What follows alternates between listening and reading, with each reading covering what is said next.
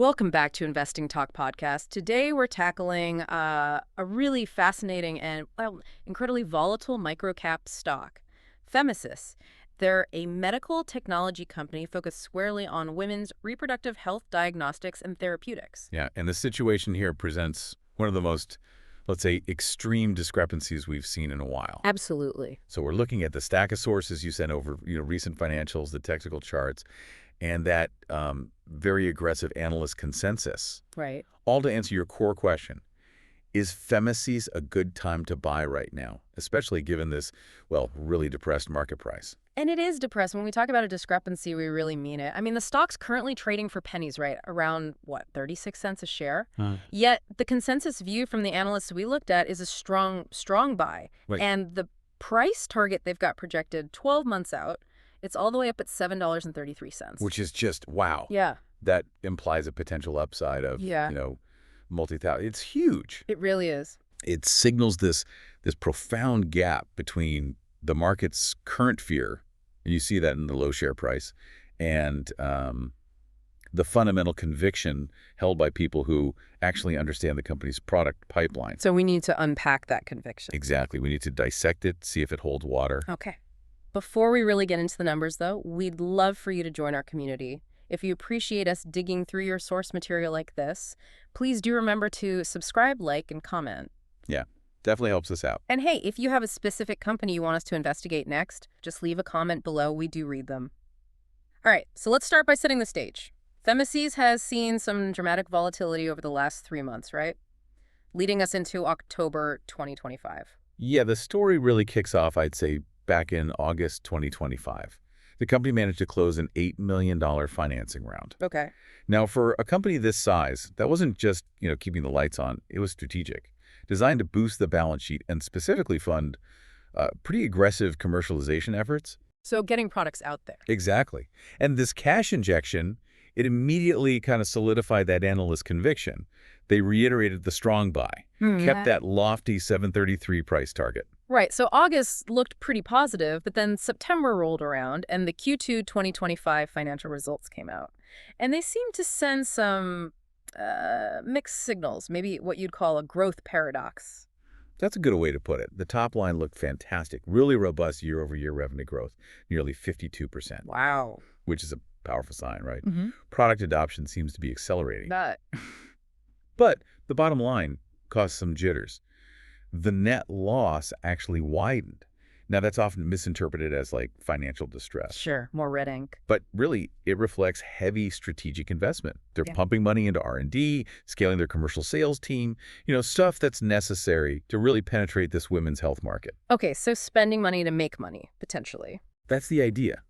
But what's fascinating from a trading angle is that even with this positive revenue signal, the technical oscillators were actually flashing sell. Really? Yeah, it suggests maybe retail traders were getting spooked and heading for the exits, even while the fundamentals and the analysts were pointing to long-term potential. A real disconnect. And that disconnect seems to have fueled the noise in October. Oh, absolutely. The market noise just ramped up, trading volumes surged, but it wasn't really driven by news about the products. It felt more like pure market structure speculation. Like what? Well, chatter about upcoming institutional investor positioning, who's buying in, who's selling out, and talk about major ETF rebalancing schedules possibly affecting the stock. Ah, the index fund effect. Exactly. And this speculation, it created technical whiplash. The relative strength index, the RSI, it briefly shot past 70. Which usually means overbought, right? Typically, yeah.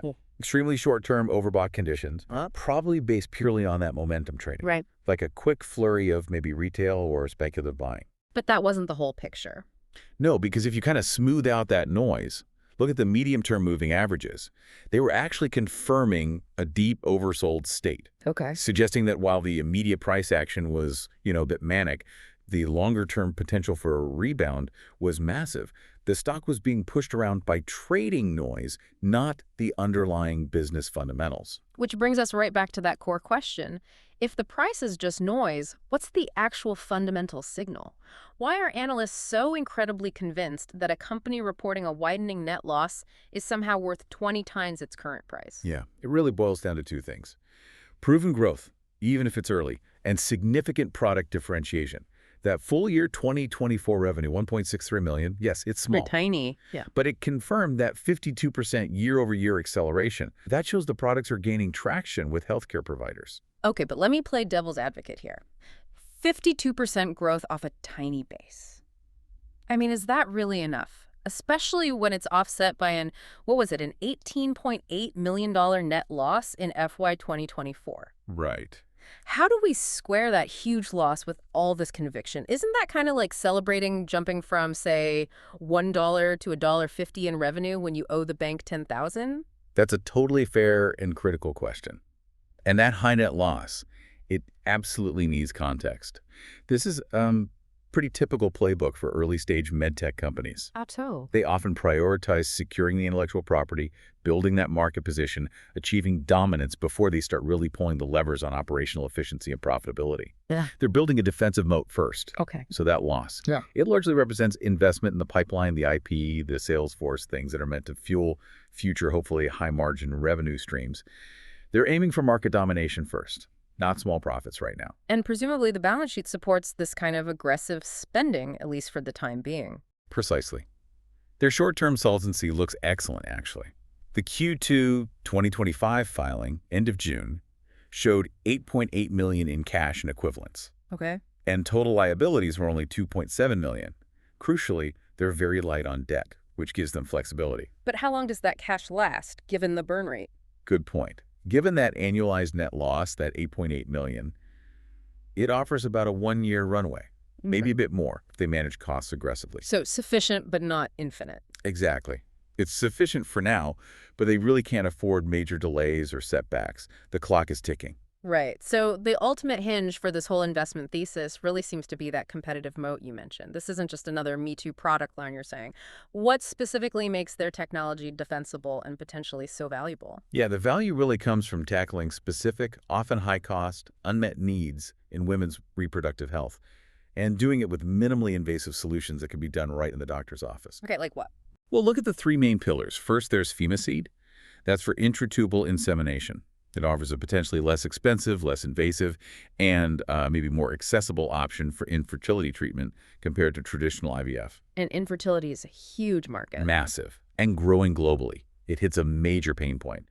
Then you've got FemView. That's for ultrasound-based assessment of fallopian tubes, which simplifies diagnosis for doctors. Okay. And third, FemServe for cervical cancer tissue sampling. Again, aiming to improve accuracy and make the workflow easier for providers. So the idea is these aren't just incremental improvements. The bet is they're not. That $7 plus analyst target, it's not based on the current tiny revenue. It's based on the assumption that even getting partial penetration in these specific high-margin niche markets, which are currently underserved, could justify a much, much higher valuation, maybe even close to $1 billion within a few years. Wow. They're banking heavily on that first-mover advantage and strong IP protection. And speaking of IP, the sources confirm they are pretty well protected legally, right? And Yeah. internally, it looks like management is actually putting their own money on the line. That's right. Their intellectual property portfolio looks solid, lots of patents creating defensibility, and importantly, you don't really see any direct Nasdaq-listed small-cap competitors offering this kind of integrated platform. It gives them a unique position. And yes, we also saw significant insider buying reported. Management, board members picking up shares in Q3 2025. That's often a classic positive indicator, showing high internal conviction about their own strategy and its execution. Okay, so that's the fundamental case, the internal conviction. Let's shift gears now to the external picture, the volatility. We know the price is way down, trading near its 52-week low of around 31 cents. What are the technical signals telling us about the potential for a big turnaround? Well, from a purely technical perspective, the chart basically screams oversold opportunity. The stock is trading way below both its 50-day and its 200-day simple moving averages. Now, for a stock that actually has underlying revenue growth, even if small, being this deeply discounted, often signals significant undervaluation. So the recent speculative frenzy sort of washed out. Seems like it. That short-term speculation we talked about earlier seems to have fizzled out, leaving the stock in the state of, like, technical neglect, extreme neglect, maybe. Okay, so we've got this setup where momentum indicators might be suggesting a rebound is overdue if there's a positive trigger. Do the technical models give any specific targets if, say, a catalyst hits and momentum turns bullish? Yeah, they do. If bullish momentum kicks back in, especially if it's sparked by positive news, the technical models suggest initial resistance might clear around $2.10. Okay, still a huge jump from here. Right, and a more ambitious target range is up around $2.52. So that range implies, what, a 500 to 600% potential technical rebound? Just to get back to previous levels. Exactly. Just to return to previous high water marks and satisfy the kind of bullish crossover signal we're seeing implied on indicators like the MANCD. This sounds like it requires paying close attention, though, not passive investing. What are the specific dates or events our listener really needs to circle on their calendar for the next few months? Absolutely. The next 3 months are really loaded with potentially high-impact events. First, definitely circle November 11th, 2025. That's the expected date for the Q3 earnings report. A big one. This will be the absolute critical test. It needs to give clarity on two main things. Is that revenue growth trajectory continuing? And, crucially, are they showing concrete progress toward operational leverage? Meaning, we need to start seeing some signs of cost containment. Okay, Q3 earnings, November 11th. What else? Then we get into those market structure events you mentioned, the ones that can really move these thinly traded stocks. Right. So late November brings the institutional holdings disclosures, the 13F filings. That's when we'll see if any major funds were quietly building positions during all this volatility. Follow the smart money, maybe? Could be. Then, in early December, you typically get the major ETF rebalancing announcements. Now, for a microcap with a thin float like Femasys, if it happens to get added to a relevant small-cap ETF, It's a big impact. potentially huge, the forced buying required by that fund, even if it's just a few $1 million in flow, can move the stock price drastically. So those events themselves can create massive volatility regardless of company news. And then looking a bit further out into early 2026, we should expect news from the pipeline itself. That's the expectation. We're anticipating potential regulatory news for some of the pipeline products, like FEMCAT and FEMCheck. Plus, there's always ongoing speculation about maybe announcing a significant commercial partnership or an expansion deal, perhaps in Europe or Asia. And an international deal would be big. Oh yeah, an international deal could drastically accelerate their path to profitability and really broaden the revenue base. Big catalyst potential there. Now let's talk about some of the more speculative factors that might be driving interest, and then we absolutely need to pivot to the warnings. What about those M&A rumors? Are they credible? Well, the M&A speculation is persistent, and it's pretty critical to justifying that $7+ analyst valuation, frankly. Femasys has built an appealing, specialized women's health platform. Makes sense. So the logic is that larger healthcare or medtech companies looking to acquire specialized IP and market access might be sniffing around. We know M&A activity in the broader sector has surged in 2025, and that tends to lift valuation multiples for companies with desirable platforms like this one. So it's plausible. Plausible. Okay. And then there's the classic potential setup for short squeeze. Yeah, that's part of the chatter too. The combination of rumored unusually high short interest. Meaning lots of bets against the stock. Exactly. Combine that with a relatively thin float, not that many shares readily available for trading, and reports of new institutional buying. Well, that sets up the exact conditions for a potential short squeeze. How'd that work? If any of those positive catalysts hit hard, strong Q3 earnings, good regulatory news, even solid M&A rumors, the short sellers might rush to buy back shares to cover their positions and limit their losses. That sudden buying demand could fuel that massive rapid volatility we talked about. Okay, that all sounds potentially exciting, but we absolutely cannot ignore the risks here. This is microcap territory. Since the net loss is significant, what's the #1 risk the listeners should really be focused on? Without a doubt, it's dilution risk. Given their current cash burn rate and the reliance on external capital, the primary risk is simply sustained negative earnings, Running out of money. or needing more before they reach profitability. If product adoption is slower than hoped, or if R&D costs balloon unexpectedly, the company will almost certainly have to go back to the market for more financing. And that means? That likely means issuing more shares, which potentially dilutes the ownership stake of existing shareholders significantly. And that could absolutely crush the stock price, regardless of the long-term potential. Okay, dilution is risk #1. Beyond cash, what about just messing up the execution? Yeah, regulatory and execution risk is always paramount in medtech. Any delays in getting FDA approvals for key products like FEMCAT or FEMCheck would be a major setback. Right. Or, maybe even more critically, What if healthcare providers or insurance payers are slow to adopt the technology, even if it is approved? That could severely delay the whole path to profitability. Makes sense. And finally, just remember, this is a microcap stock. Market risk itself remains high. You have to expect elevated price swings. This kind of stock will likely be among the first to suffer if the overall market's risk appetite for small-cap biotech or medtech fades for any reason. Okay, so putting it all together, we've synthesized the sources. There's a strong potential moat, a clear pipeline, a debt-light balance sheet for now, this massive analyst target. But it's coupled with significant execution risk, that dilution overhang, and extreme volatility. What's the final investment thesis look like? Femasys really offers what looks like an attractive but definitely asymmetric risk-reward profile. The combination of its differentiated portfolio and this convergence of quantifiable catalysts coming up just in the next quarter or so, it does seem to support a long-term bullish outlook, assuming execution. So you'd lean positive overall. Yeah, I think we'd rate the setup maybe an 8.5 out of 10, but that's heavily contingent on seeing good execution in that upcoming Q3 earnings report. Okay, an 8.5, contingent on Q3.